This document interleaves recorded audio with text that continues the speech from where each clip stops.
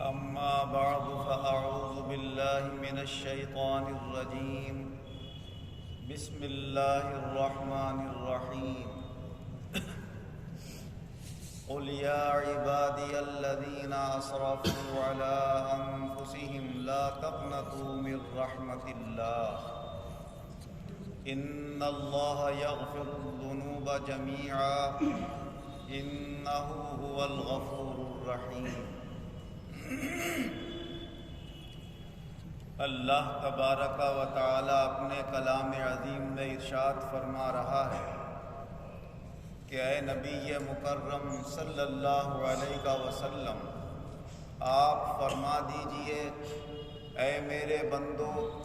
جنہوں نے گناہ کر کے اپنی جانوں پر ظلم و زیادتی کر لی ہے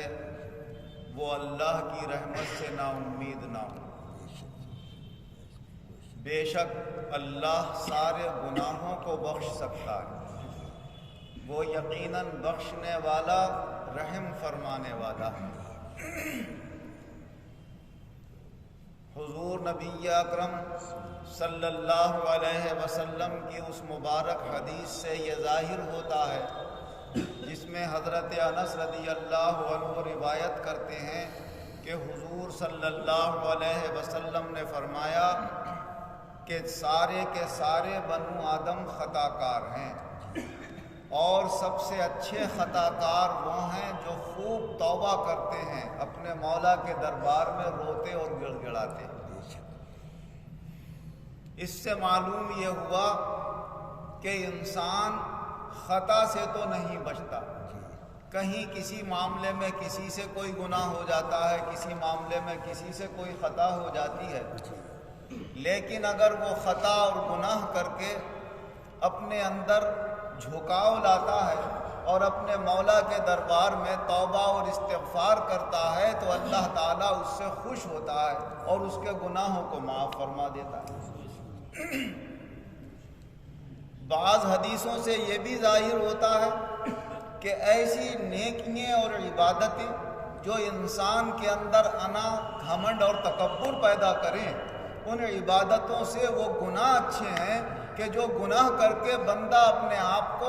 نیچا سمجھے، حقیر سمجھے کہ بھائی میں تو گناہ گار ہوں، سب اللہ کے اچھے بندے ہیں، اور اللہ سے اپنے گناہوں کی معافی مانگتا رہے، توبہ کرتا رہے، تو اس نیک سے ایسا گناہ گار اچھا کہ جو گناہ اس کے اندر جھکاؤ لا رہا ہے اور تواضع پیدا کر رہا ہے. کیونکہ اللہ تبارک و تعالیٰ کا یہ فرمان ہے کہ جو میرا بندہ میرے سامنے جھکتا ہے اور اپنے اندر تواضع و انکساری لاتا ہے تو میں اس کے درجات کو بلند کر دیتا ہوں. حضور نبی اکرم صلی اللہ علیہ وسلم ارشاد فرماتے ہیں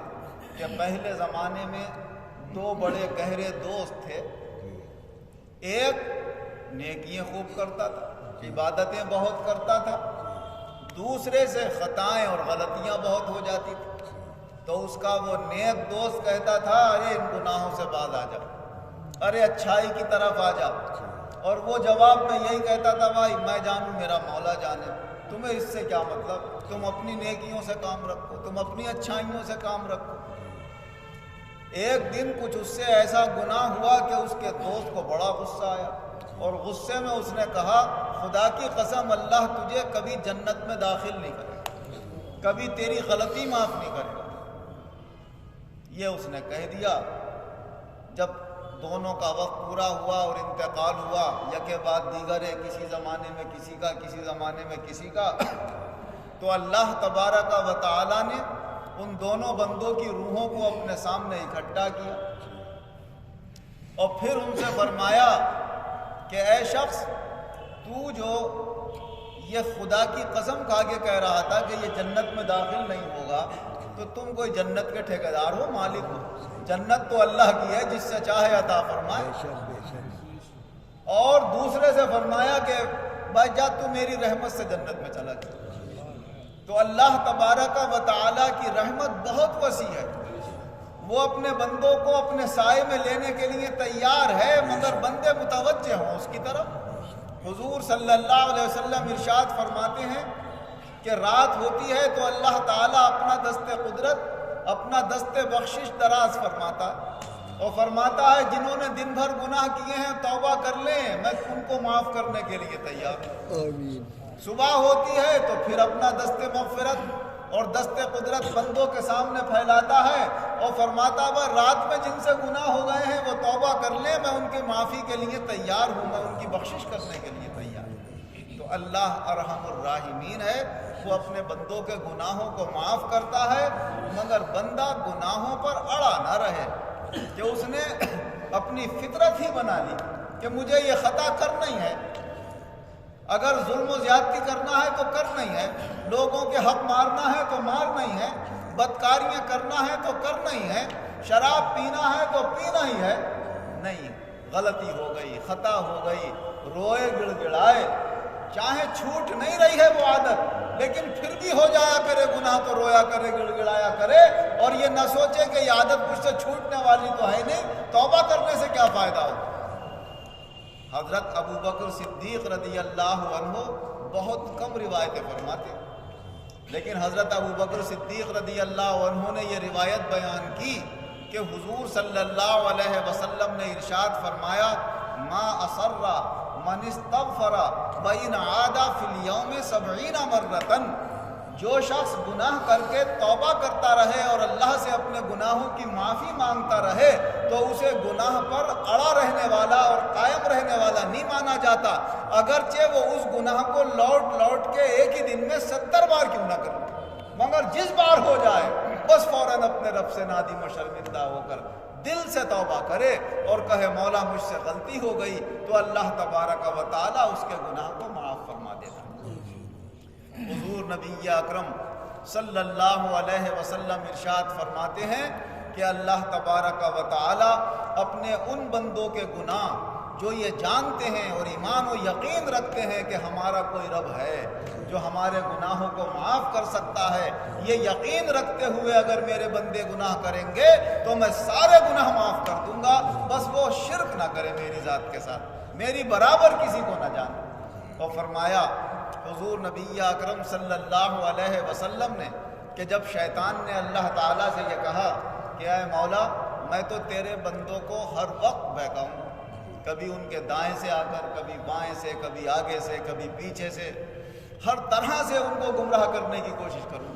یہاں تک کہ آخری وقت تک بھی تیرے بندوں کا پیچھا نہیں چھوڑوں گا، میں انہیں گمراہ کرنے کی اور گناہ کرانے کی کوشش کرتا رہوں۔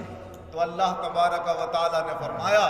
مجھے بھی میری عزت و جلال کی قسم ہے، میرے اعلیٰ مرتبے کی مجھے قسم ہے کہ میرا بندہ جب تک مجھ سے معافی مانگتا رہے گا میں بھی اسے معاف کرتا رہوں گا۔ یہ مبارک مہینہ خاص طور سے شب برات کا جو کہلاتا ہے یہ گناہوں کی بخشش کا مہینہ ہے، ہم زیادہ سے زیادہ اس مہینے میں اپنے گناہوں سے توبہ کریں، اللہ تعالیٰ سے معافی مانگیں۔ حضور صلی اللہ علیہ وسلم ارشاد فرماتے ہیں کہ توبہ کا اللہ تعالیٰ نے اتنا بڑا مغرب کی جانب دروازہ بنایا ہے کہ اگر اس کے ایک چوکھٹ سے دوسری چوکھٹ تک تیز سواری پر بیٹھ کر جائے تو 70 سال لگے، اتنا چوڑا دروازہ تمہاری توبہ کے لیے کھلا ہوا ہے۔ فرمایا یہ جب تک کھلا رہے گا جب تک سورج مغرب سے طلوع نہیں ہوگا، اور جب سورج مغرب سے طلوع ہو جائے گا اس کے بعد کوئی توبہ کرے گا تو توبہ قبول نہیں ہوگی، اس سے پہلے پہلے آدمی اپنے گناہوں کی توبہ کر لے۔ فرمان باری تعالیٰ ہے کہ جب اللہ کی یہ کھلی ہوئی نشانی آ جائے گی تو پھر اس کے بعد کسی توبہ کرنے والے کی توبہ قبول نہیں کی جائے گی۔ اور ایک حدیث پاک میں حضور صلی اللہ علیہ وسلم نے ارشاد فرمایا کہ جب تک آدمی کے اوپر موت کے حالات طاری نہیں ہو جائے، اس کی سانس غرغرے میں اور حلق میں نہ چلنے لگے،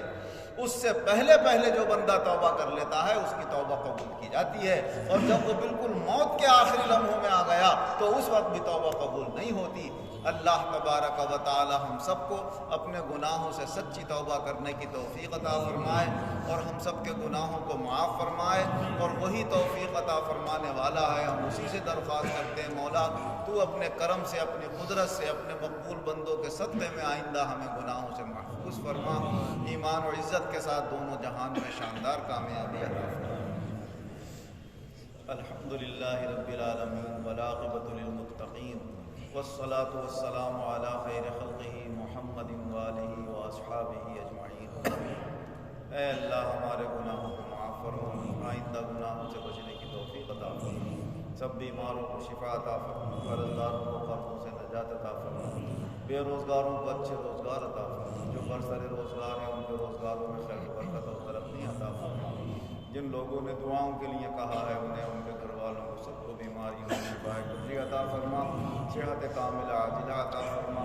اور جس لڑکے کے متعلق آ رہا ہے موبائل میں رامپور کا لڑکا دلی میں گیا تھا ملازمت کی تلاش میں، وہ غائب ہے، اللہ صحت و سلامتی کے ساتھ اسے واپس فرما،